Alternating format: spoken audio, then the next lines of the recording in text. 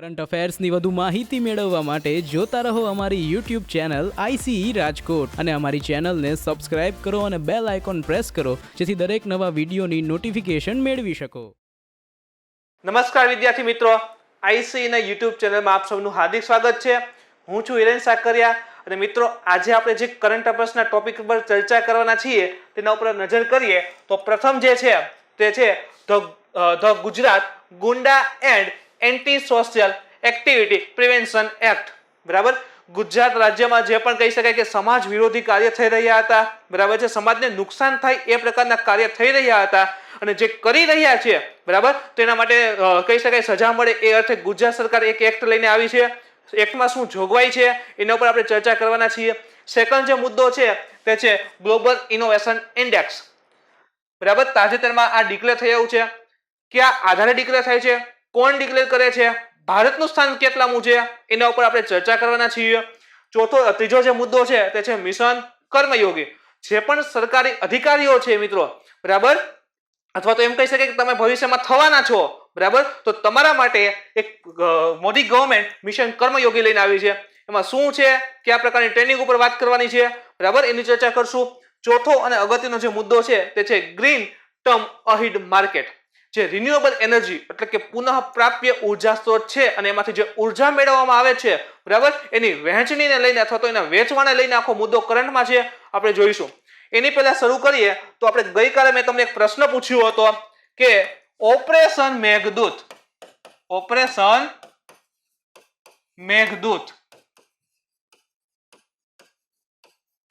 કઈ સાલમાં, શેના માટે? તો 1984 ની સાલમાં ઓપરેશન મેઘદૂત થયેલું હતું. બરાબર, શુંના માટે? તો કે સિયાચીન ગ્લેશિયર. હવે પ્રશ્ન થાય કે ગ્લેશિયર શું છે? તો જે હિમ નદીઓ હોય એને ગ્લેશિયર કહેવાતું હોય છે. ઇન શોર્ટ ખાલી સિયાચીન ગ્લેશિયર ને એની આસપાસનો જે વિસ્તાર છે, બરાબર છે, તેના ઉપર પ્રભુત્વ સ્થાપવાને લઈને, બરાબર, આ ઓપરેશન થયું હતું. તો યાદ રાખજો, ઓપરેશન મેઘદૂત 1984. મિત્રો, આજે ફરી તમારા માટે એક પ્રશ્ન છે કે જે ચાલિયા રાયટ્સ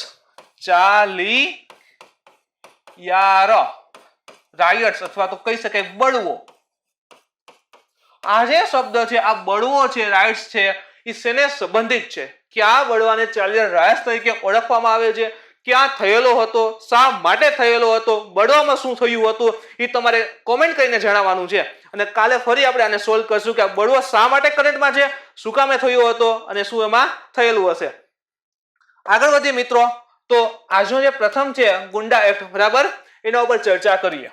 તો મંત્રીમંડળની જે આગામી બેઠક થશે, બરાબર, એમાં વિજયભાઈ રૂપાણી દ્વારા the Gujarat gunda and anti social activity prevention act, બરાબર, એનો ઓર્ડિનન્સ માટે પ્રસ્તાવ રજૂ કરાશે.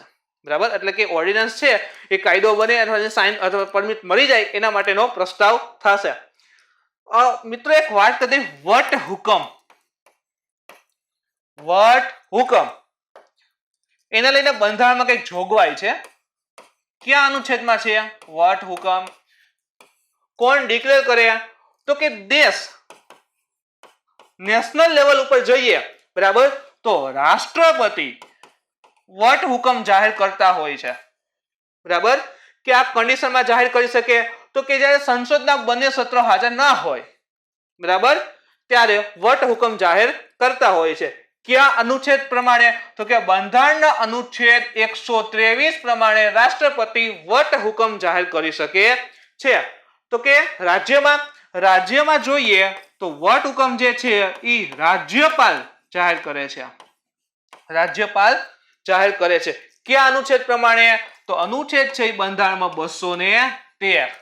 તો રાષ્ટ્રપતિ જે છે એ 123 દ્વારા અને રાજ્યપાલ છે એ 213 દ્વારા. ઇન શોર્ટ એમ યાદ રખાય, આ બે ને પહેલા આગળ લઈ લેવાના, એકને આમ જવા દેવાના, તો ક્રોસ.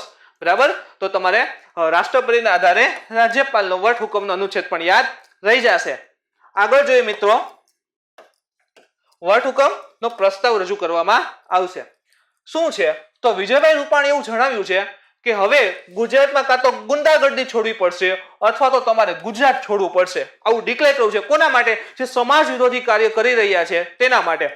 બરાબર. આગળ જોઈએ તો ગુજરાત સરકારમાં ગુનાખોરીને કાબુ લેવા માટે જે અલગ અલગ ગુનાઓ થઈ રહ્યા છે, આપણે ન્યૂઝપેપરમાં જોતા હોય કંઈક ને કંઈક રોજે આવે છે, તો એના માટે ખાસ રજૂ થયો છે ઉત્તર પ્રદેશ યુપી ગવર્મેન્ટ, બરાબર, એ પણ યુપી કંટ્રોલ ઓફ ગુંડાસ એક્ટ આ પ્રકારનો એક્ટ લઈ આવ્યા છે. યાદ રાખજો, ગુજરાત આવું પહેલું રાજ્ય નથી. ઉત્તર પ્રદેશના કંટ્રોલ ઓફ ગુંડાસ એક્ટ એના જેવો જ આપણો જે આ એક્ટ છે, બરાબર. આના સિવાય આ કાયદાની અંતર્ગત પોલીસનો જે પાવર જે છે, બરાબર, એની જે સત્તા છે એ પણ વધારવાની જોગવાઈ છે, જેથી કરીને આવા સમાજના જે અસામાજિક તત્વો છે એને કંટ્રોલ કરી શકાય. કઈ કઈ બાબતનો સમાવેશ છે તો કે દારૂનો વેપાર, જુગાર, ગાયોની કતલ. આપણે ક્યાંક ને ક્યાંક જોતા હોય છે ભાઈ ખટારામાં આટલી ગાયોને લઈ જતા પકડાય છે ને બધું, બરાબર. તો ગાયોની કતલ અટકાવવા માટે નશાનો વેપાર છે, ડ્રગ્સ, હેરોઇન ને બધું છે એને ઓછું કરવા, અનૈતિક વેપાર, માનવ વેપાર, આને લઈને તો બંધારણમાં પણ જોગવાઈ છે. આપણો કહી શકાય મૂળભૂત ફંડામેન્ટલ રાઇટ છે, બરાબર, મૂળભૂત કહી શકાય અધિકારોની અંદર આની ઉલ્લેખ કરેલો છે. બાળકોની જાતીય સતામણી, બનાવટી દવાનું વેચાણ, લોન શાર્ક એટલે કે વ્યાજખોર. જોતા હોઈએ છે કે વ્યાજખોર જે છે, ઘણા વ્યાજખોર જે ખોટી રીતે, બરાબર, પૈસા કહી શકાય વધારે લેવાની કોશિશ કરતા હોય છે, જેના ચક્કરમાં ને ચક્કરમાં ઘણા લોકો આપઘાત કરે છે, આત્મહત્યા કરે છે. તો એને રોકવા માટે જમીન છીનવી લેવાતી હોય છે, અપહરણ છે, ગેરકાયદેસર કૃત્યો જે છે, ગેરકાયદેસરના હથિયાર રાખવા. તાજેતરમાં મિત્રો થોડા સમય પહેલા આપણે જોયું હતું કે એસટીમાં કોકની જે છે એ હત્યા કરવામાં આવે છે. તો આ પ્રકારના જે પણ ગુના બની રહ્યા છે એ ઘટાડવા માટે અને જે ગુનેગાર છે એને યોગ્ય સજા મળી રહે એ માટે આ એક્ટ લઈ આવવામાં આવ્યો છે. આગળ જોઈએ તો કે કઈ કઈ મહત્વપૂર્ણ જોગવાઈઓ છે. તો એમાં પ્રથમ જે છે એ ગુનો કરનાર અથવા તો ગુંડાગીરી કરનાર તત્વ જે છે, બરાબર, એને 10 વર્ષ સુધીની સખત કેદ અથવા તો એની સાથે એને કહી શકાય 50,000 રૂપિયાનો દંડ, 10 વર્ષ સુધીની સખત કેદ અને 50,000 સુધીનો દંડની જોગવાઈ છે. અહીં તમને જણાવી દઉં કે જો આ ગુંડાગીરીમાં કોઈ સરકારી માણસ ઇન્વોલ્વ હોય, સરકારી જોબ કરતો માણસ ઇન્વોલ્વ હોય અથવા તો એને કીધેલું હોય એને કરવામાં આવે, બરાબર, તો જે સરકારી જોબ કરે છે એના માટે પણ સજાની વાત છે. એને 3 વર્ષ ઓછામાં ઓછી અને મેક્સિમમ એના માટે પણ 10 વર્ષની વાત છે. પછી ગુના પ્રમાણે હોય પણ 10 વર્ષ લગીને 3 થી 10 અને સામાન્યમાં તમે જુઓ તો 7 થી 10 ની વાત છે, બરાબર. એટલે કે એને 7 વર્ષની સજા તો મળશે જ અથવા તો 10 વર્ષ સુધી વધારે એક્સટેન્ડ કરી શકાશે. તો સાદા જે કહી શકાય કે આ તત્વ જે છે આવા અસામાજિક એને 7 થી 10 અને સરકારી કર્મચારી જો આમાં કઈ ઇન્વોલ્વ દેખાય તો એના માટે 3 થી 10 વર્ષની જોગવાઈ કરવામાં આવેલી છે. આગળ જોઈએ તો જે ન્યાય જે છે એટલે કે ઘણીવાર આપણે જાણતા હોઈએ છીએ કે ભાઈ કેસ થાય છે અને કેસની ફાઇલ જે છે એ અદાલતમાં પડી રહે, વર્ષોના વર્ષો જતા રહીને કેસ ચાલ્યા જ રાખે, બરાબર. તો આ વસ્તુ ન થાય અને જે પણ કૃત્ય કરે છે એને ટૂંક સમયમાં યોગ્ય સજા મળી રહે એ માટે જ, બરાબર, સ્પેશિયલ કોર્ટની રચના કરવામાં આવશે, જેથી ઝડપથી કેસ સોલ્વ થાય અને જેના કહી શકાય કે કોઈ પણ અપરાધ કરેલો છે એને ઝડપથી સજા આપી શકાય. એના પછીનું જે છે તે એની જે આ પ્રકારે મિલકત હોય એની કોઈ ગુંડાની એની, બરાબર, તો મિલકત જે છે એ જિલ્લા મેજિસ્ટ્રેટના ટાંચમાં લઈ લેવામાં આવશે. આના પછી જે સાક્ષી હોય, બરાબર, કોઈ જો એ સાક્ષી તરીકે કોર્ટમાં પેશ કરવાના હોય છે કે આ જે કૃત્ય કર્યું છે એના અમે જોયેલ છે અથવા તો અમે સાક્ષી છીએ કે આ માણસ દ્વારા કરવામાં આવ્યું છે, તો એ સાક્ષીના જીવનને જોખમ હોય છે. અથવા તો ઘણીવાર એવું થાય છે કે કદાચ કૃત્ય થયું હોય, ઘણા લોકોએ જોયું હોય, જાણતા હોય, છતાં એને ડર હોય છે કે અમને નુકસાન આવશે તો, બરાબર, તો સાક્ષી આપવા તૈયાર નથી થતા અને આવા ગુનેગાર છૂટી જતા હોય છે. તો મિત્રો આ પ્રકારની ઘટના ન બને એટલા માટે ગુજરાત સરકારે આ એકની અંદર જોગવાઈ કરી છે કે જે પણ સાક્ષી હશે એનું નામ છે, એનું સરનામું છે એ ગુપ્ત રાખવામાં આવશે, કોઈને કહેવામાં આવશે નહીં, તો જેથી કરીને સાક્ષીને પણ પૂરેપૂરું રક્ષણ મળી રહે. આગળ જોઈએ તો જે એફઆર અથવા તો કહી શકાય ગુનો નોંધતા પહેલા એ વિસ્તારના જે રેન્જ આઈજી હશે અથવા તો સીપી પોલીસ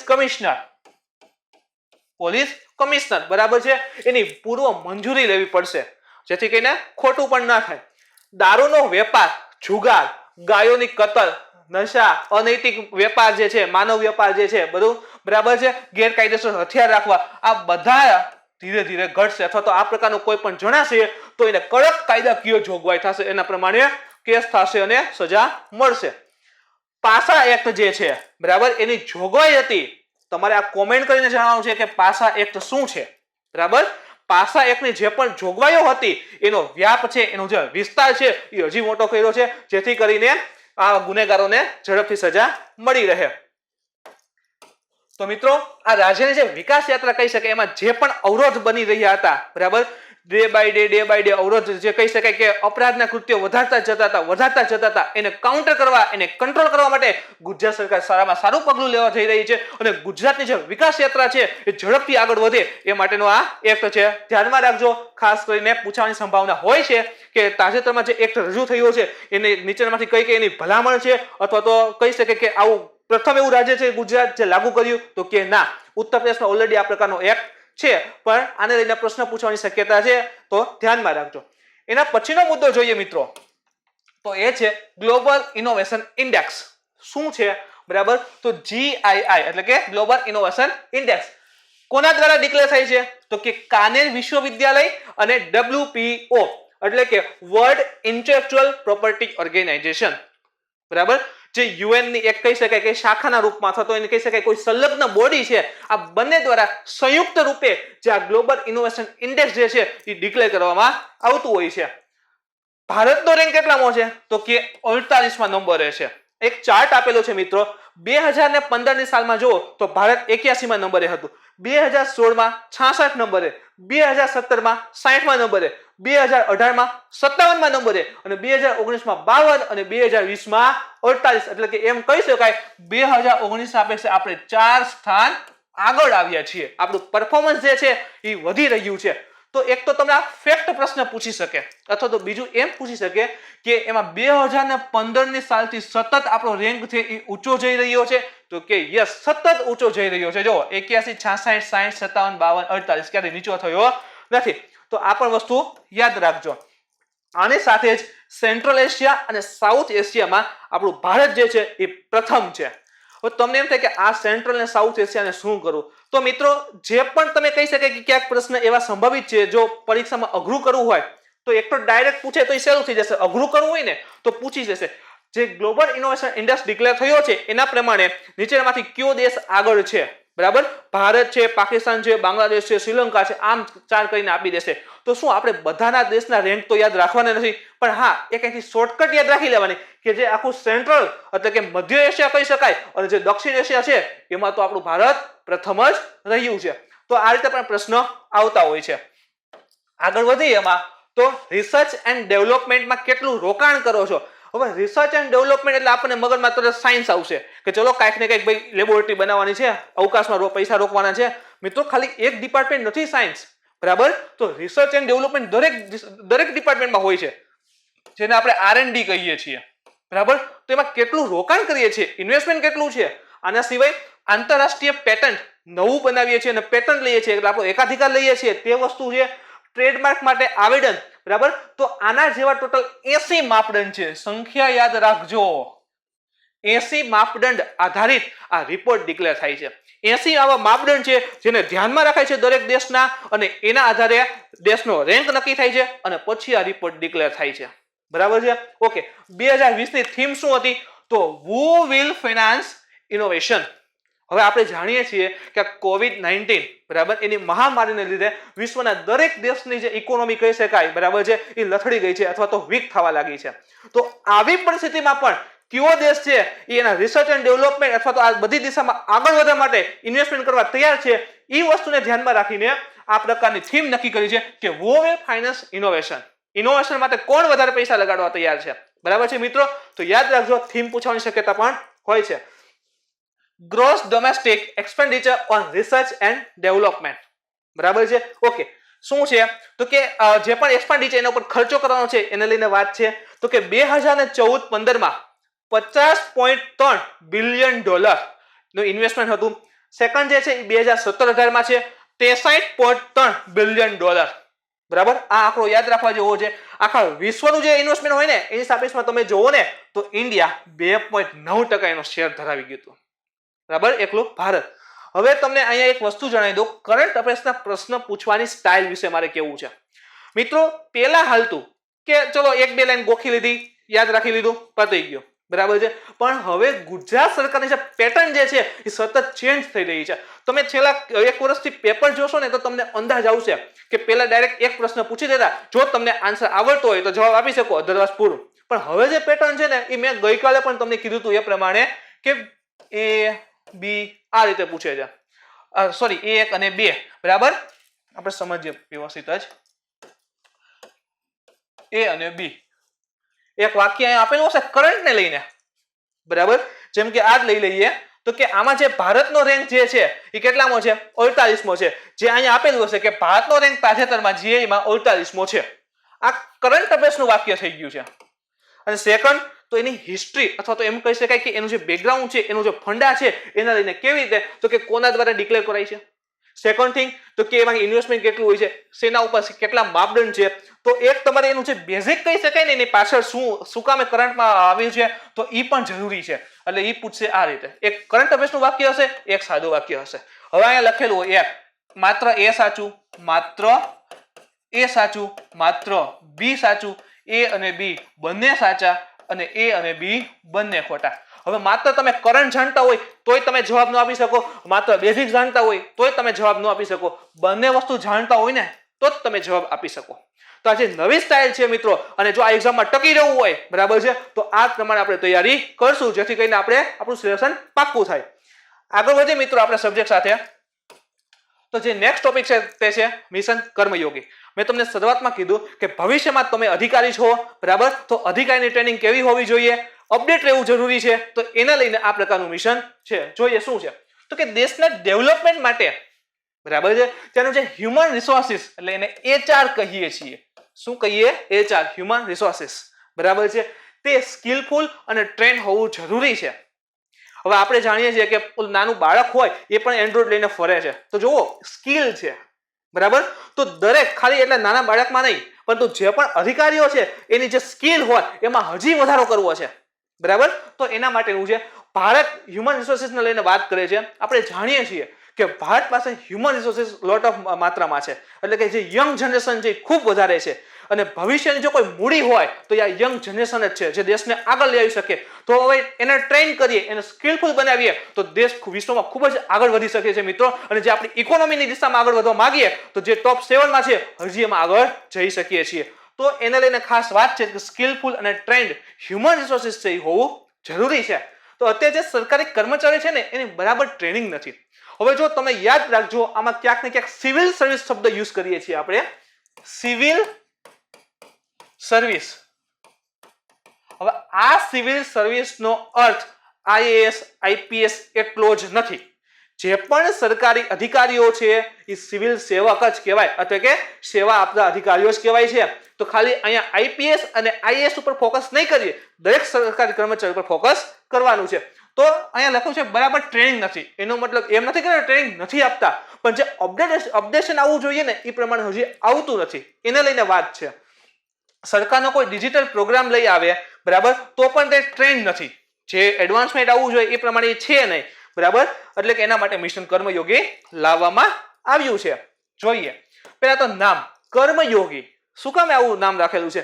તો શ્રીમદ ભગવદ્ ગીતામાં આ નામનો ઉલ્લેખ છે, અથવા તો કહી શકાય કે એના આધારે આવેલું છે. કર્મયોગી એટલે શું થશે? કોઈ પણ અપેક્ષા વગર સંસારમાં સેવા આપવી, બરાબર. સ્વાર્થ નથી રાખવાનો, કોઈ પણ અપેક્ષા વગર સેવા આપવી એટલે કર્મયોગી કહેવાય છે, બરાબર. મહેનત કરે છે, લોકોમાં પ્રેમ ફેલાવે છે, લોકોને કાંઈ પણ દુઃખ હોય અથવા તો જે પણ મુશ્કેલીઓ છે એને સોલ્વ કરવાની કોશિશ કરે છે, એ કર્મયોગી છે. કોઈ પણ સ્વાર્થ વિના, બરાબર. તો એટલા માટે આ નામ કહી શકાય યુઝ કરેલું છે અથવા તો રાખવામાં આવ્યું છે કર્મયોગી. આગળ જોઈએ તો સમસ્યા શું છે કે મિશન લઈ આવવું પડ્યું? તો મિત્રો યોગ્ય ટ્રેનિંગ નથી. જેમ કે આપણે એક એક્ઝામ્પલથી સમજીએ. થોડા ટાઈમ પહેલા અમેરિકાના પૂર્વ રાષ્ટ્રપતિ બરાક ઓબામાનું જે એકાઉન્ટ હેક થયું, ટ્વિટર એકાઉન્ટ હેક થયું હતું, બરાબર. હવે વિચારો, એ તો ચલો અમેરિકા જવા દો, આપણે ઇન્ડિયા લઈ આવીએ.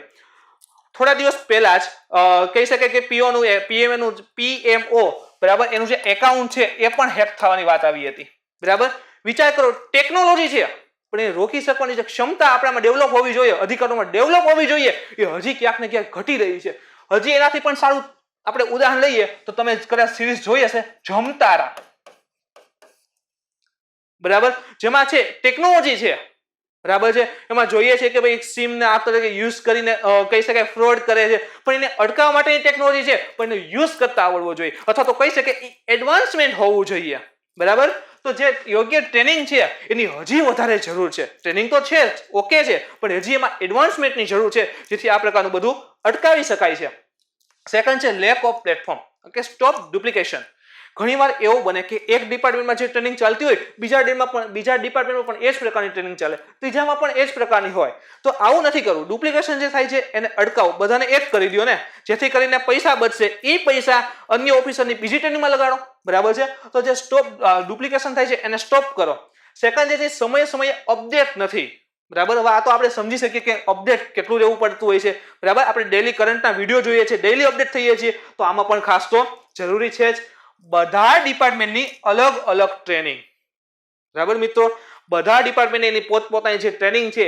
બરાબર. હમણાં તમે કહેશો અહીંયા તો સર તમે એક કરવાની વાત કરી, પણ જે કોમન જે કહી શકાય ટ્રેનિંગ છે એને એક કરો. બધાને સરખી ટ્રેનિંગ હોય એ પ્રકારની ટ્રેનિંગ એક કરો, પણ જે સ્પેશિયલ ટ્રેનિંગ છે એ દરેક ડિપાર્ટમેન્ટની અલગ કરો. જેમ કે ઇકોનોમિક હોય તો એના માટે એને સ્પેશિયલ ટ્રેનિંગ આપો, સાયન્સ એન્ડ ટેક છે તો એના માટે સ્પેશિયલ ટ્રેનિંગ આપો, ખેલકૂદ છે તો એના માટે સ્પેશિયલ ટ્રેનિંગ આપો. બરાબર. તો જે સ્પેશિયલ ટ્રેનિંગ છે એ દરેક મિનિસ્ટ્રી વાઇઝ પણ અલગ, અથવા તો કહી શકાય કે દરેક ડિપાર્ટમેન્ટ વાઇઝ પણ અલગ કરવી જોઈએ. આગળ જોઈએ મિત્રો, તો કે સરકારના મુખ્ય લક્ષ્ય શું છે આ મિશનની અંતર્ગત? તો પહેલું છે rule based to role based. Rule based to role based. કાયદો જે છે, બરાબર છે, ત્યાંથી રોલ બેઝ ઉપર ટ્રાન્સફર થવું છે. એક્ઝામ્પલથી સમજીએ. ધારો કે આપણે એક ટીમ બનાવી છે. બરાબર. ઓફિસરોની ટીમ છે, જેની અંતર્ગત આપણે વિદ્યાર્થીઓનો અભ્યાસક્રમ છે એ નક્કી કરવો છે. બરાબર. ઓકે, ઓફિસરની ટીમ છે,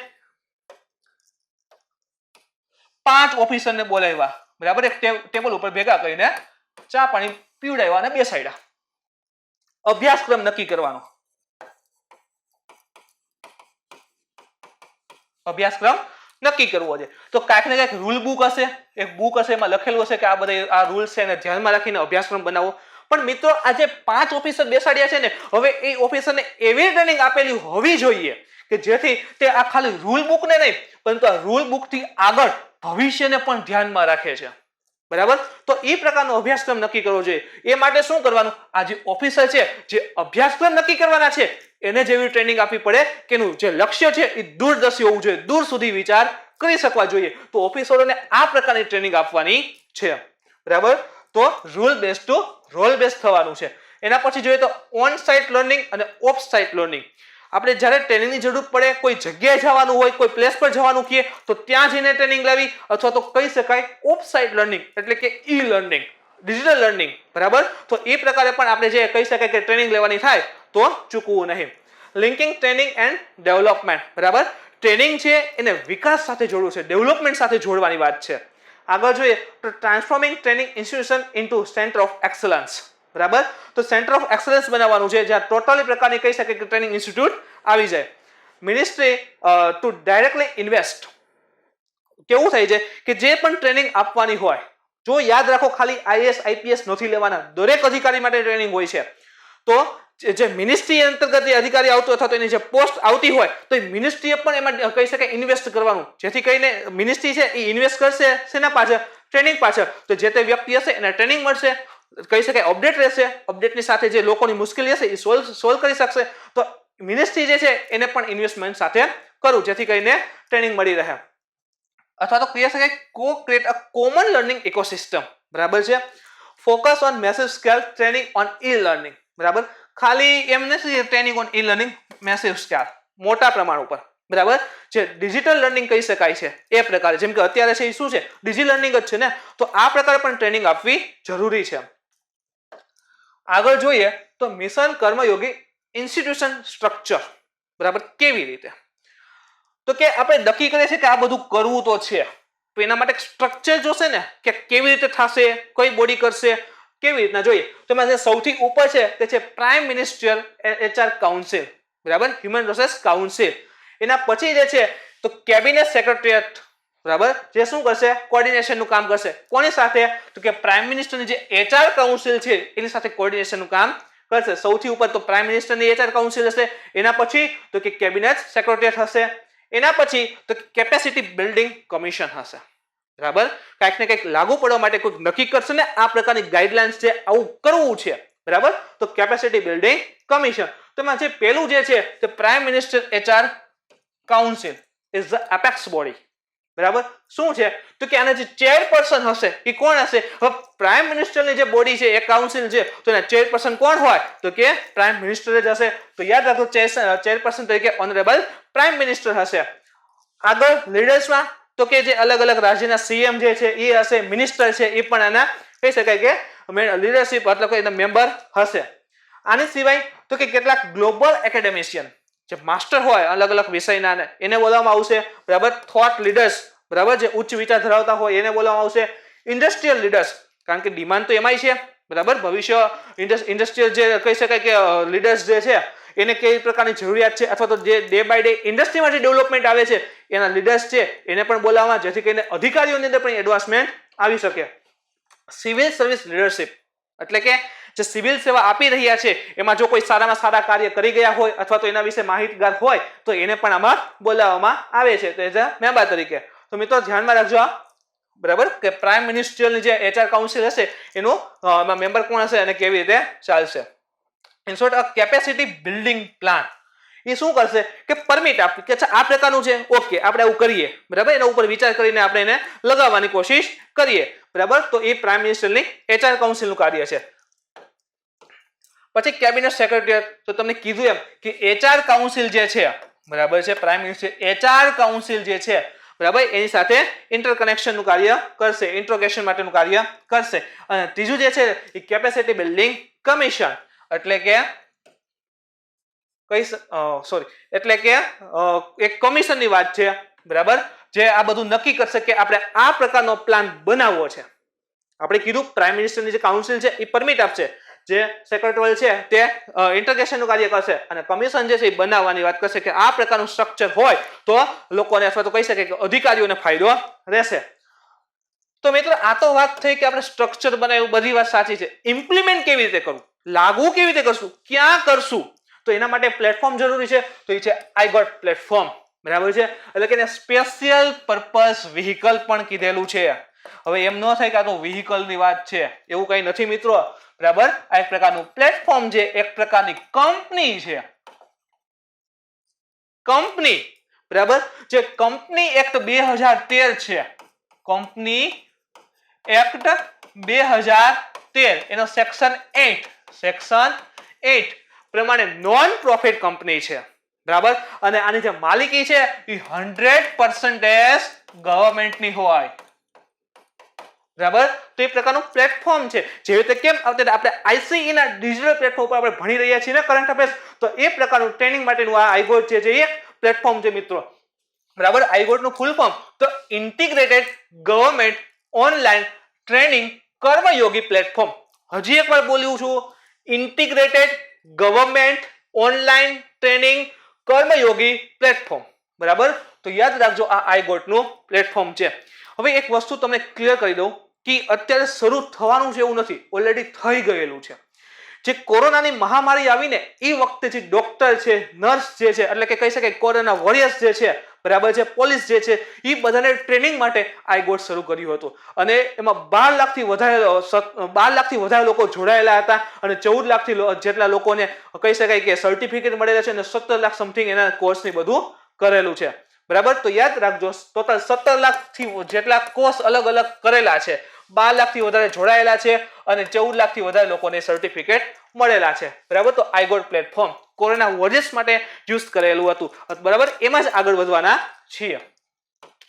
તો કીધું એ પ્રમાણે કે આ પ્લેટફોર્મ પાસે 2.5 કરોડ સિવિલ સર્વન્ટ, બરાબર છે, એ કહી શકાય પ્રશિક્ષણ એટલે કે ટ્રેન થઈ શકશે. 2.5 કરોડ સિવિલ સર્વન્ટ એક સાથે ટ્રેન થઈ શકશે, બરાબર છે.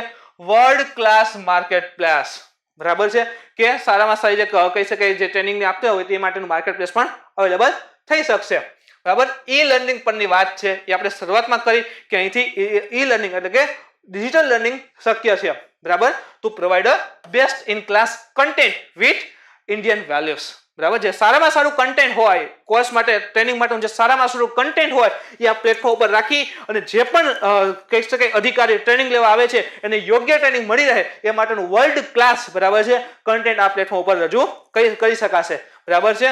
આગળ જોઈએ મિત્રો તો નવો જે ટોપિક છે તે છે ગ્રીન ટર્મ અહીડ માર્કેટ. બરાબર, શું છે તો એ પણ એક પ્રકારનું પ્લેટફોર્મ છે. બરાબર, એક પ્રકારનું શું છે પ્લેટફોર્મ છે જે પુનઃ પ્રાપ્ય ઉર્જા સ્ત્રોત રિન્યુએબલ એનર્જી